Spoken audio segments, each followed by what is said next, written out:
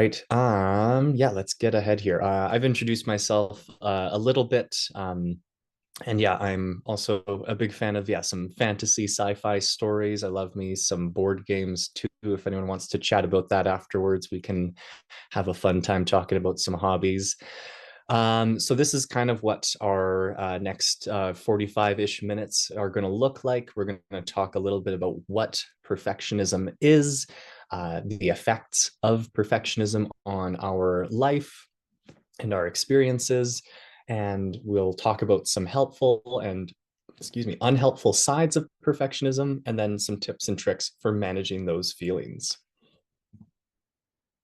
Already. I pulled this off. Some of you might have seen this already, but this sort of reminded me of what we're talking about today. And if you're maybe a little bit like me, this hits a little bit close to home here. You don't have to be perfect or exceptionally great. You don't even have to be good. But I do. I have to be all those things at once, all of the time. But that's sort of what we're talking about today. This feeling of maybe we are super easygoing on other people. Maybe some of us might care about and hold other people to a really high standard as well. But maybe we don't even care if other people make mistakes, but we're really, really harsh on ourselves. And we're going to talk about what that looks like, why this can be challenging, and what we can do about it. So, perfectionism is a personality trait. And that doesn't mean that it is, our personality doesn't mean that it is this prophecy. That means that we're always going to be a certain way. It doesn't mean that we're always going to act in a specific way. It just means that we have tendencies in some direction. So in this case, if someone has a perfectionistic personality, it just means that more likely than not, you're probably going to be extra particular about what you do, and you're going to have high standards for your work, and maybe towards other people as well.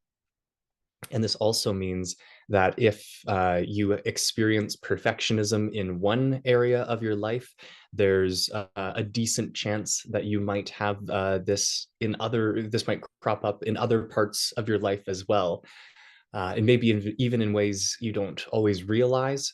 And so knowing about where this comes from and knowing that these tendencies might exist in us helps us to maybe keep an eye out for when we're holding ourselves to these extremely high standards, and maybe help us to notice when we need to try different strategies to help relax, or maybe be a little bit more easygoing on ourselves. And the types of traits that come from perfectionism are when we hold ourselves to extremely high standards, and when we base our self-worth on this very, very high quality success.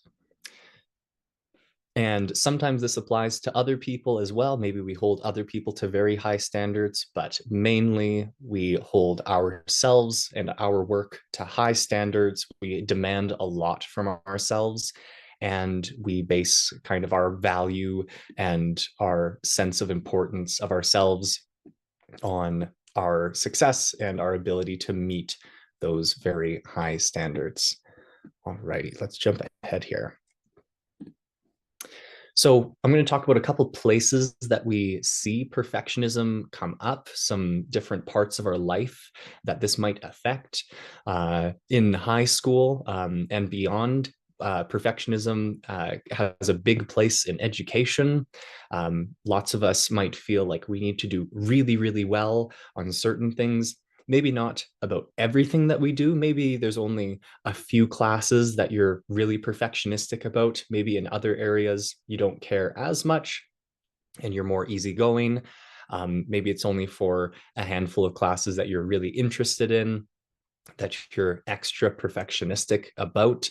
And this can apply at high school. This can apply to university if anyone chooses to pursue university, if anyone goes into any trades or pursues any training for any other sort of career, anything where you're learning something There might be these perfectionistic tendencies that crop up. And this might look like spending hours and hours of time on something that should only have taken maybe 1 hour or even less time because you want to get something just right, or maybe because you're procrastinating because you're not sure how to do something perfect the first time through, and you're not going to do it unless you can do it perfectly. And it might look like a lot of extra time spent on these things. What else? At work, we might be very perfectionistic. If you're building something or if you're completing a project, you might have a hard time getting to where you need to be because you're always trying to perfect things and make everything as high quality as possible. And this might get in the way of maybe making mistakes or making changes or improvements if you're worried about the consequences of not having things perfect the first time through. And this can be one of the big struggles with perfectionism, because it's not, other people might tell us, oh, well, don't worry about it, don't sweat it, it's not a big deal. But for a lot of us, when we're in the moment, it is a big deal. If we're being told with school or work, like, oh, it's okay if you make mistakes. Well, no, it's not. If I am not perfect, or if I'm not at least very, very good at something, then my grades go down, or I get someone gets mad at me at work, or someone calls me like weird names or something if my appearance is wrong. And so there's lots of consequences that we are good at noticing when we are feeling very perfectionistic or when we have those traits. And it can be hard to get away from those because sometimes there are a lot of problems that we might be worried about. Another thing is appearance. Sometimes this shows up with body image.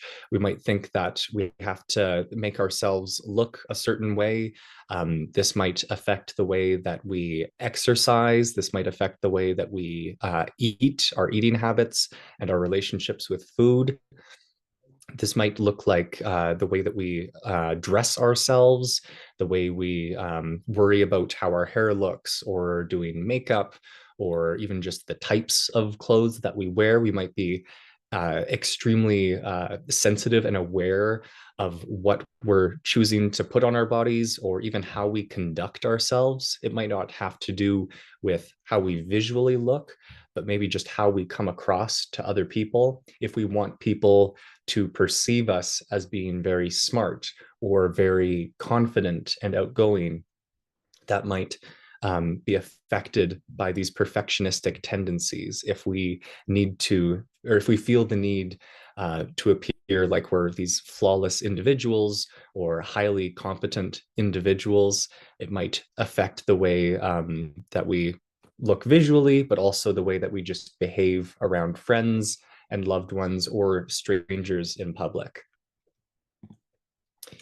And yeah, in social relationships, kind of like I mentioned before, maybe with friendships or even with romantic partners, we might feel like we have to do things perfectly. I need my friends to like me, or I need my partner to like me. Maybe I'm worried about something going wrong and these people not loving me anymore. And these worries can build on each other, and they can become really intense. Um, Quick side note, quick sidebar.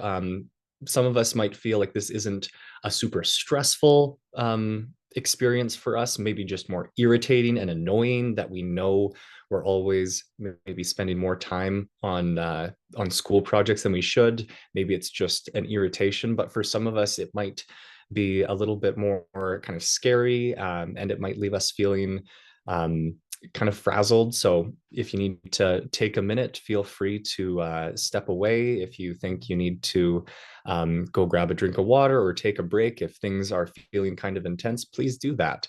And before we keep going, if any of this leaves you feeling maybe a little bit more raw than you expected, or if you felt like this maybe touched you in a way you weren't expecting, and if you have any intense feelings, I highly encourage you to find someone to chat with.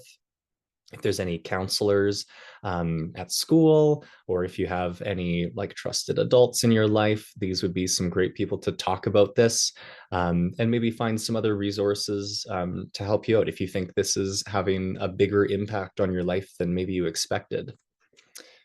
All righty.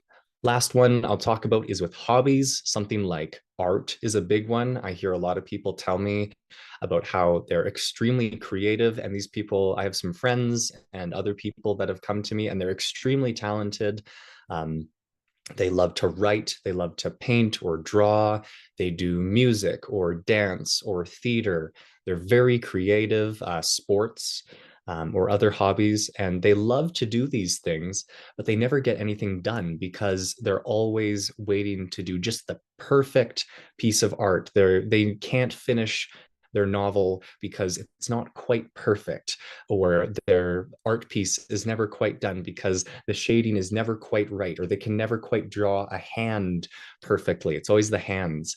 Um, and this can get in the way of people actually doing what they love to do because they're always trying to get things just perfect, and they can get kind of stuck and frozen in place. So some of these are examples of places that we see perfectionism, and these are some ways that it can look like. Sometimes it shows up in other places too in our lives. Anytime that we are hung up on trying to get things just right, when we're trying to make sure that there are no mistakes and we don't accept any failures in our work. I've got a couple comics here that I thought were relevant. Off on the left here, I think this kind of shows how someone who is a perfectionist really has a hard time just embracing the concept of failure. That's really hard to do. It's really not as easy as just saying, hey, embrace failure. It's okay if you make mistakes. For someone who really cares about that, it's not that easy.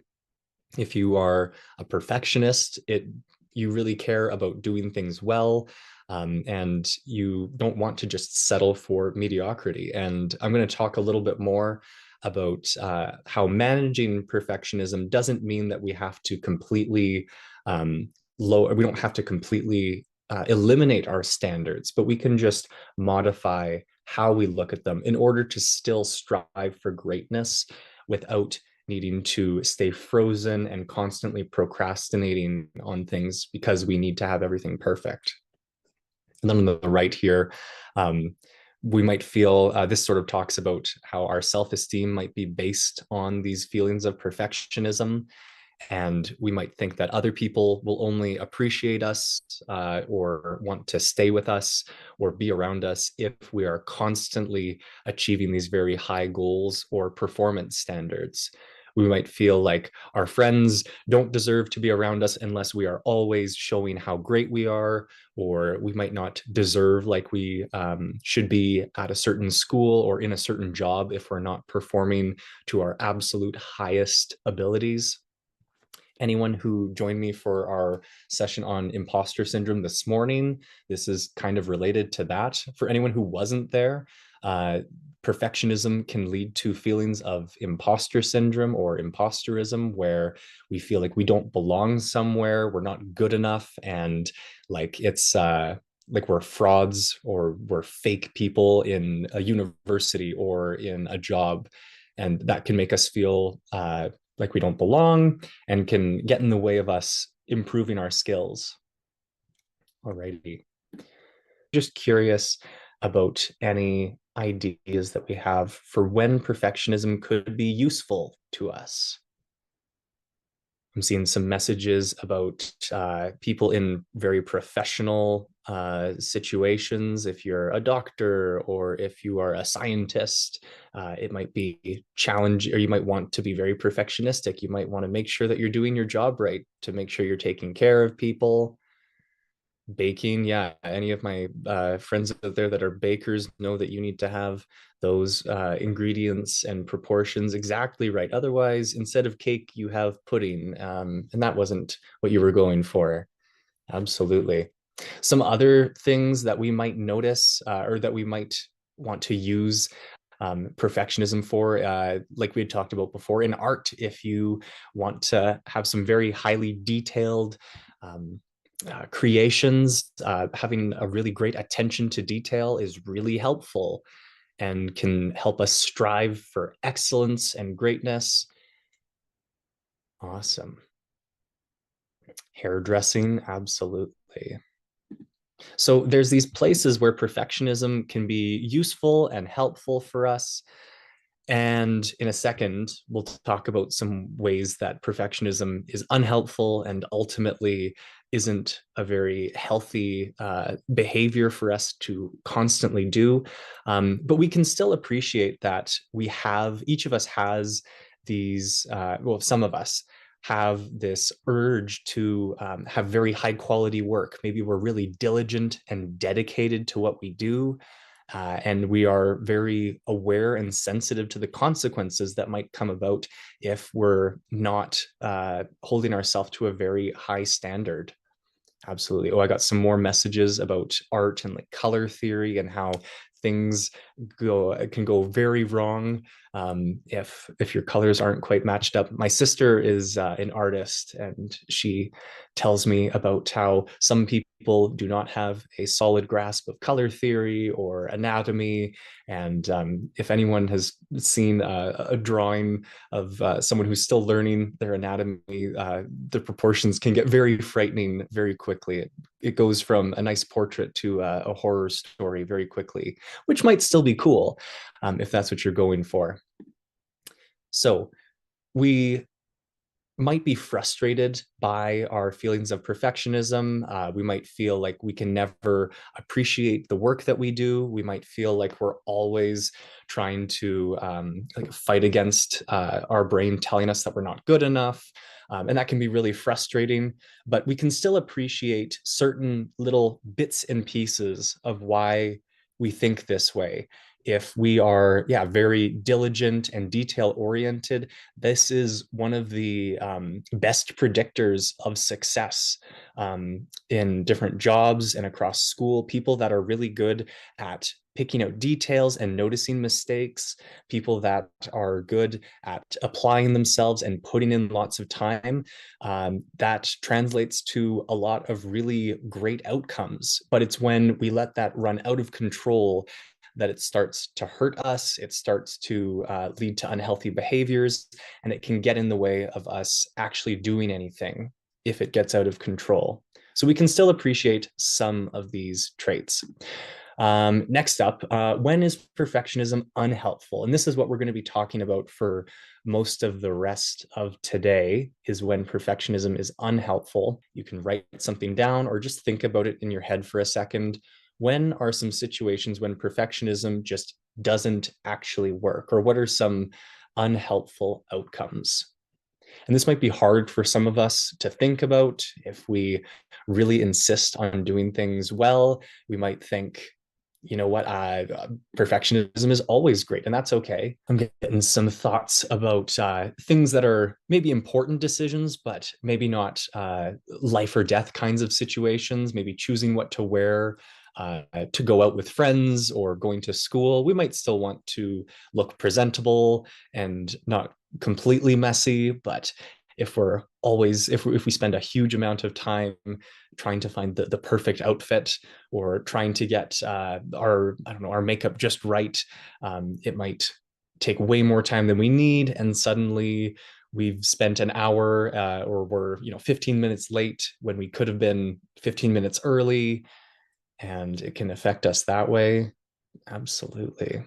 We'll get to this in a second. One of the big things that I'm going to talk about for when perfectionism is unhelpful is that when we're perfectionistic, we really love to achieve great things. When we are very perfectionistic, when we want to reach those high standards, we want to do well. We want to be good at what we're doing.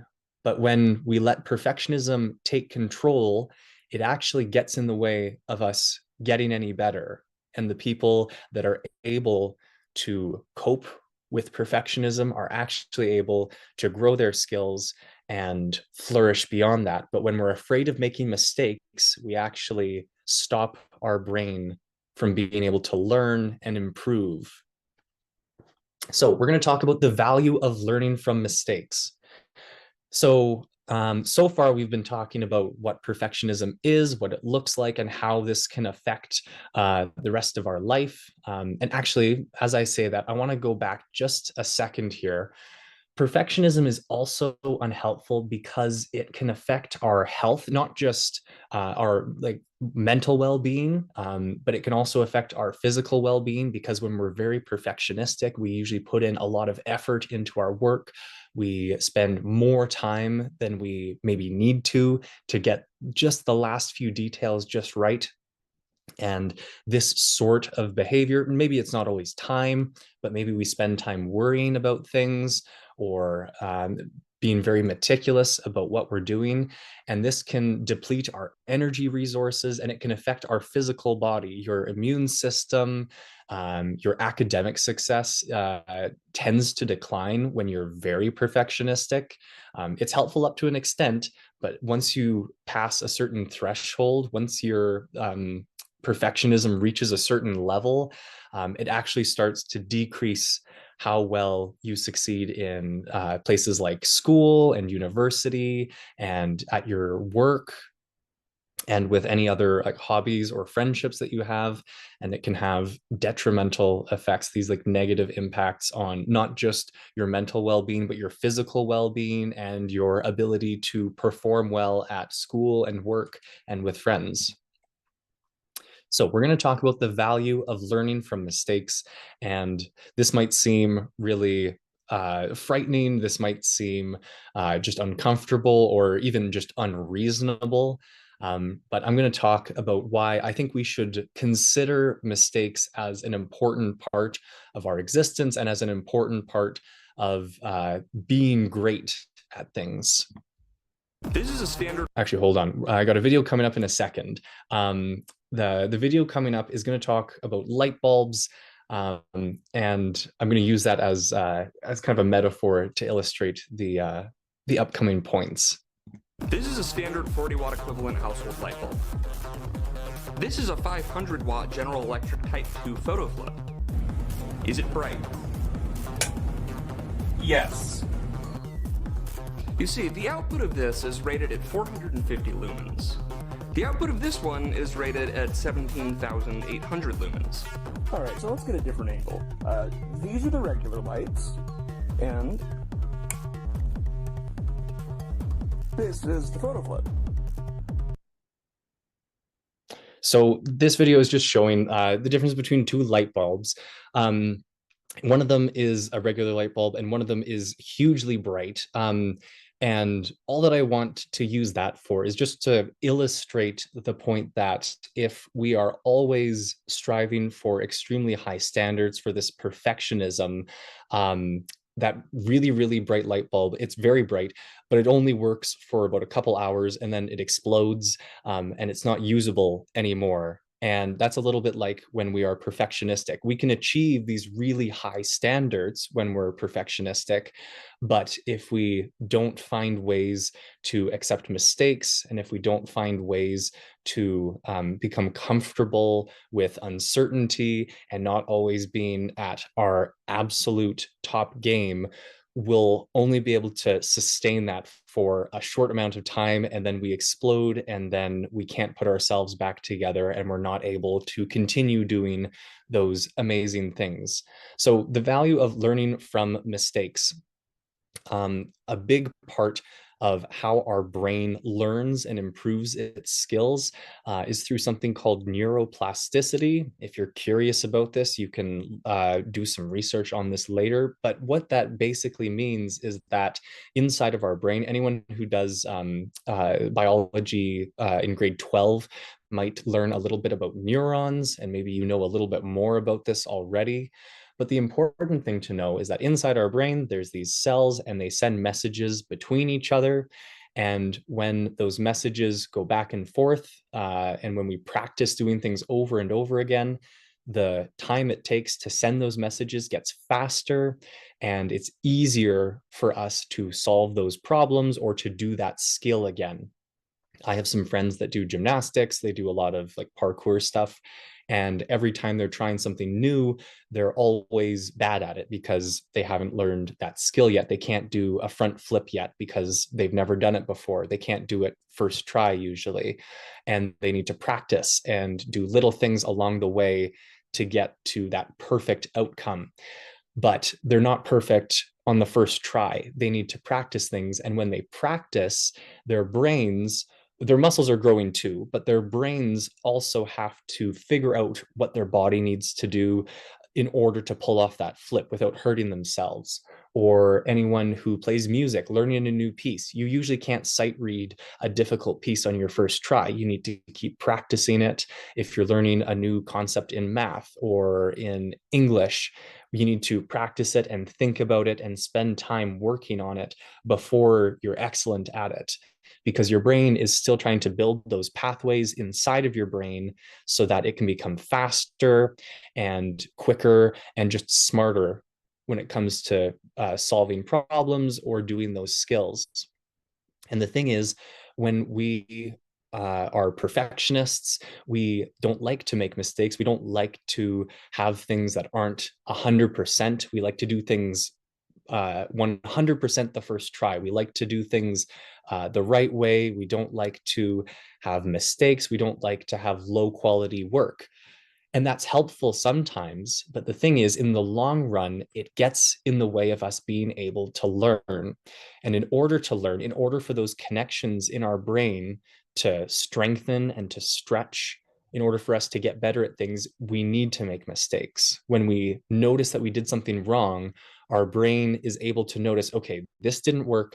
We need to do this instead. And one of the biggest problems with being perfectionistic is that we tend to avoid putting ourselves in challenging situations. If we're perfectionistic, we like to only do what we know we can succeed at. We only do what's comfortable for us, and we're only going to try the things that we're pretty confident we can do well. Because if we try something that is risky, if we try something where we know we might fail, then that we're not going to meet our perfect standards. But when we keep avoiding these challenging situations, when we keep avoiding making mistakes, we're actually getting in the way of our brain being able to grow and expand and get better at things. So it feels uncomfortable to think of the idea of making mistakes as necessary for improving and moving forward. But if we actually want to be awesome at something, if we want to be excellent and meet our high standards, we actually need to make mistakes. A lot of what I'm talking about today, for the most part, is very general. It applies to the average person. Some people out there have different situations, different maybe diagnoses that might change your relationship with perfectionism. I also want to talk about things like ADHD, which can change someone's relationship with perfectionism. Anyone with ADHD might know that your focus is a little bit different than everyone else's. And your brain is really good at focusing on specific things, but not always the things that you want it to focus on. And when it comes to perfectionism, I know a lot of friends with ADHD that have a hard time starting on something because their brain is latched on to being to finishing something perfectly the first try. And if they're distracted by thoughts or worries of failure or making mistakes, it can really cause a lot of interference when they're trying to focus on something. And it can interfere with the energy that they're able to invest into a project. Even though I know that they're great at something, they can still be kind of frozen in place because they're trying to juggle thoughts differently than how some of our other friends plan out their days.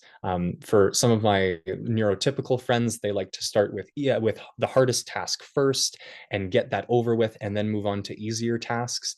But with some of my friends with ADHD, it actually works better for them to tackle smaller tasks first, things that are easy wins that they know they can do well the first try. Things like tidying up or doing some household chores, or just like making a meal can be something that gives them that satisfaction of doing something perfectly the first time, and then they have energy to try something that is going to be messier or more complicated, something that they might make mistakes in.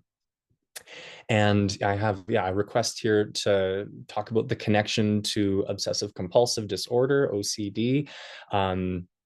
And how if you have this sort of diagnosis, or if you know that you have maybe these sorts of traits, maybe you don't have a diagnosis, this can play into perfectionism. I'm not an expert on OCD, and this would be something to talk about with maybe a counselor, or if you see anyone else about this. This would be something to talk about if you know you have perfectionistic tendencies. OCD can look like a lot of different things. So if perfectionism applies to your situation, there might be specific things that a counselor or a therapist would recommend to you that might not be quite what works for more general situations like we're talking about here. But OCD can bring on feelings like beyond just worries that mistakes will have a bad quality product for us. If we're doing like an art project and we need things to be perfect, we're worried that we might get laughed at if our art doesn't turn out perfectly. But for someone with an OCD diagnosis, not doing certain things perfectly, not doing parts of their day in a certain order might be accompanied by feelings of of other consequences that might be extra fearful, or extra frightening, rather, or there might be other consequences that they think of that might not occur to other people. So I'll leave it with that. But if you think that obsessive compulsive disorder or something like that applies to you, or if you have any other maybe individual differences compared to your friends, this might be something to explore further, and try to figure out how this relates to your relationship with perfectionism. Just take a second to maybe just talk out loud. And really try and reflect on this question here. I invite you to, at least, if you're feeling up to it. That question is, do you feel that even those who like you are always judging and criticizing your appearance? Again, that could be like visually or just behaviorally. Your appearance might be like how smart you seem to people, or how confident or charismatic you seem to other people. So even those who like you, friends, family, do you feel like they're always judging you, even if they already like you? Some of us might feel like those of us that are our friends and our family that show us a lot of love and care, we might still be worried that there will be consequences if we don't live up to the standards that they think we can achieve, especially if we've grown up being told that we're amazing at school, or we're very talented artists, or we're natural athletes, or we're very, very hard workers and we're great at what we do. Even if we're shown a lot of love, it might still be scary to show our friends and our loved ones that we make mistakes, and that might still be uncomfortable. And this might be, depending on your situation, it might be something that you would want to discuss with friends and family. But if you don't, that's fine.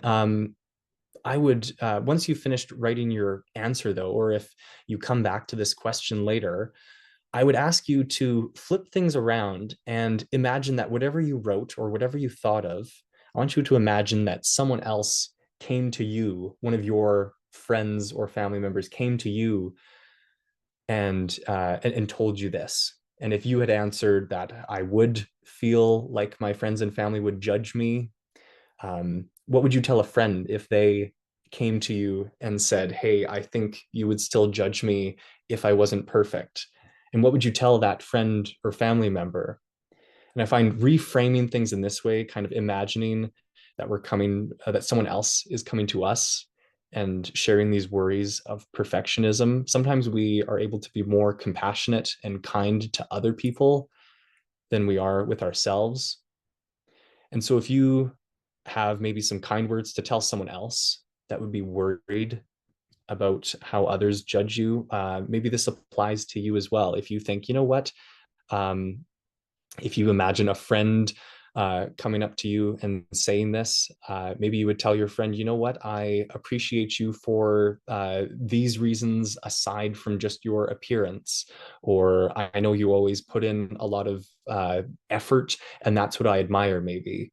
Or maybe you just say, you know what, that's a really unreasonable thought to have. Maybe that's comforting. If it isn't, um, there might be other places, or there's other places we can go to for help.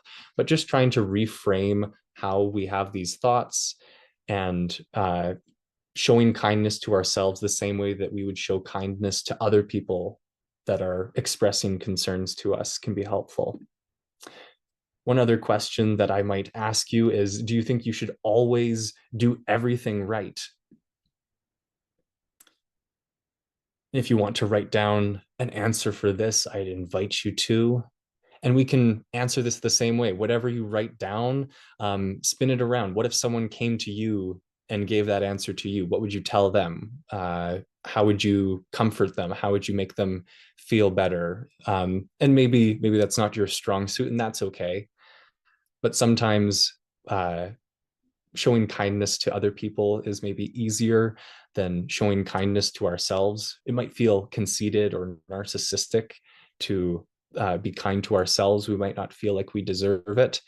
But sometimes if we pretend like it's someone else that we're comforting, it can be a bit easier to show that kindness and to appreciate things from an outside perspective. And my own answer to this, I would think to someone else, I would say that no, you can't do everything right. There's too many things that are out of your control, and it can be hard to let go of that. It can be hard to come to terms with the idea that some things we can't control. Our keynote speaker this morning, for anyone who was there, talked about how there's some reactions that we control. We can control a little bit about how we react to others, but we can't always control how other people act. We can't always control other conditions in our environment. There's a lot of chaos out in the world, and trying to convince ourselves that we can control all of these variables is very exhausting. And it might be hard to really internalize that and to really convince ourselves that that's true. But knowing that we have these tendencies, knowing that you are maybe that you tend to be very perfectionistic, and learning to recognize that and practicing to be aware of when those feelings come up. If you know that you get these feelings when you're at school or when you're with certain friends or groups of people, if you know when to expect those feelings, it can get easier to anticipate them and to prepare yourself to be kind, and to learn how to kind of roll with things when conditions get unexpected or things get out of our control. Self-compassion is the big kind of tool in our toolbox for how to address perfectionism. Learning to recognize that even things like taking breaks are an important part of our process. Making mistakes are important for us to learn and improve if we want to get better. And learning to be grateful for the small wins that we do have can help us feel energized enough to continue on with our day. And this isn't easy to do at first. This isn't something that we just start doing. Maybe people have told you this already. Oh, be kinder to yourself. That's not easy to do. Finding ways to make this a habit can help us to make this easier. Setting aside time, sometime in the day, to write down a couple things that we really loved during the day. Say, I was really proud of myself for XYZ. Or I really loved when I succeeded at this, or I loved the effort that I put into this project, even if it didn't turn out well. And maybe we still are sad about it. Maybe we're still frustrated about not doing something perfectly. But if we can take a second to pick out even one small thing that we did appreciate about ourselves, something that we're proud about, it trains our brain to notice those things more often so that we're not always just paying attention to our failures or our worries about failure. And our brain starts to automatically grab on to those feelings of success, even the small ones. I have something in the chat. Say, yeah, I would loving to say if I wouldn't say something negative to someone else, I shouldn't say those things to myself. Sometimes that's helpful. Sometimes I've had some friends who have told me that they like to treat their inner voice like a toddler or like a small child. And it's important to listen to this child, to this small voice in our head that tells us, like, no, everything has to be perfect. Everything has to be like flawless. If I make any mistakes, then I am worthless.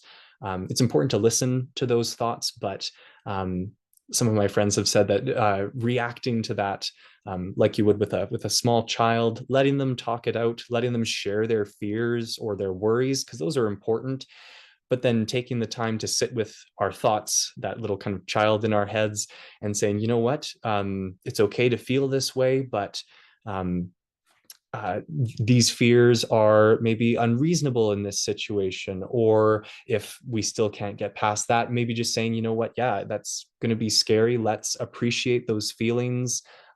Let's have those feelings of fear and worry, and let's find some ways to maybe relax instead. Maybe what you need in that moment is some time to take a break and connect with something that you just love to do. Maybe you do art for fun, and you're not as perfectionistic about that. Maybe you need a break from schoolwork, so you do some art. Or if you're doing some art or something creative and you need a break, maybe you spend some time outside or get some water, and experimenting with what works to relax you when you're feeling kind of overwhelmed and caught up in those feelings of perfectionism, because they can be very overwhelming and powerful. Alrighty. So yeah, self-compassion is one of our big tools. I am going to actually pause right there just because we're getting tight on time. I want to give people a chance to transition to the next session. If that's all that you need for today, then thank you for coming, and you're free to go to your next session whenever you're ready.